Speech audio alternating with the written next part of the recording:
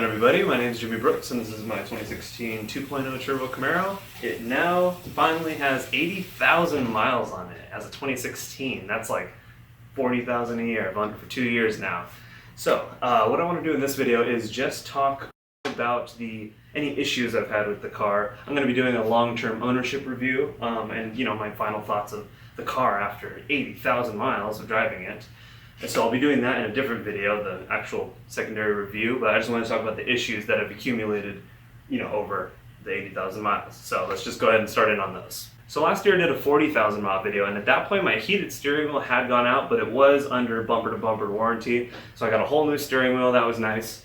After the warranty expired at 36,000 miles, I had the blind spot monitoring go out. I have yet to fix that.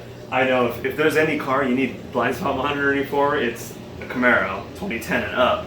But I just, you get used to it. You get used to any, the big rigs get used to, all checking all their mirrors and everything. If they can do it, you can do it in a Camaro. You don't need blind spot monitoring. I never fixed it. It's probably like $300-400 bucks just to look at it, diagnose it, get it fixed, whatever it takes with the wiring and whatnot. So I'll fix it eventually. I don't care right now. So something this car eats through is spark plugs. You want to change them probably every 30 to 40,000 miles, if not sooner than that. I was not as aware of, the mechanics of cars 2 years ago when I purchased this. I waited until 66,000 miles to change my spark plugs.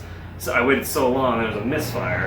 And, at that point, we had actually thought that there was, so much oil accumulating in the cylinders, valves, and everything, all the blow-by, that was what was causing the misfire. It's actually just the spark plug at that point, but, we had already started the idea of rebuilding the engine to chase bigger power anyway, so there you go, 66,000 miles. We rebuilt the engine completely, me and strictly LTG, and we put forged ZZP rods and forged ZZP pistons in the car, rated at 800 horsepower.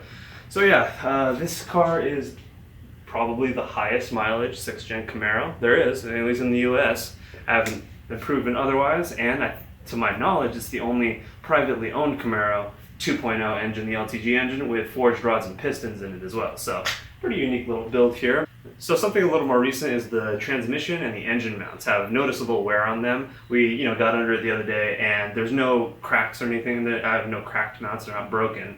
But this chassis is so stiff that even wear on this, it is very noticeable when you're driving. If you don't know how to be really, really easy with your gas coming on and off the throttle, if you just kind of lay into it in really any gear, you'll get this little from the engine, and it's something you want to definitely replace. You're going to want to have to replace your mounts. This car was driven hard. It's at 80,000 miles, so you'll start noticing that maybe around 60,000 miles if you drive aggressively. You get on the throttle a little too fast, and then you get off of it a little too fast. You just dump the throttle, and it's a little jolt, and it's not great. That's one of my biggest complaints. I don't see why it wore out as fast as it did, and it's producing such a big, violent jolt when you're on and off the throttle, for them not being cracked. So that's kind of a complaint of mine. So another thing that is a little bothersome, it's not a giant deal, it's still fully functional, is the shifter feel. It's of course any car at 80,000 miles isn't going to feel quite as good as when you first picked it up off the lot, but it's it has trouble getting into first gear sometimes. It gets notchier over the miles as it ages, which is fine. Some people like that notchy feel. I'd rather have that than a mushy, mashed potato-y, not know what gear you're in feel, which I've felt with plenty of aftermarket shifters. So just to recap on the issues, electronic has been blind spot monitoring, heated steering wheel. Those are the two that have gone out over 80,000 miles. Mechanical, make sure to replace your spark plugs. Those will be going out quicker than you think. A very important one, if you don't have a really good aftermarket catch can, especially on these modern turbocharged cars, there will be an abundance of oil in your cylinders after 60, let alone 80,000 miles goes by. And it could be enough to cause a misfire by itself.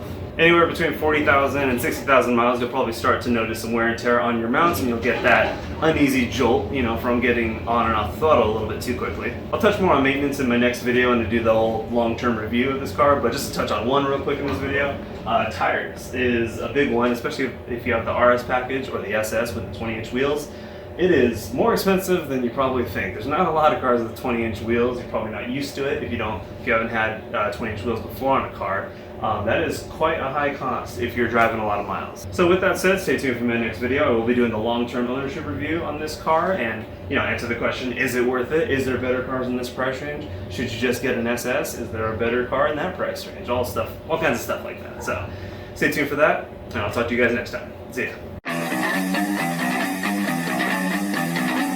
Did you ever give a damn in the first place? Maybe it's time you the tables turned, and in the interest of all involved, I got the problem solved, and the verdict is guilty. Man in the kill man, 7 way if in the tread, stop, drop, and roll. You were dead from the get-go, you big mouth fucker, stupid cocksucker. Are you scared of me now? But you're dumber than I thought. Always is and never was. Foundation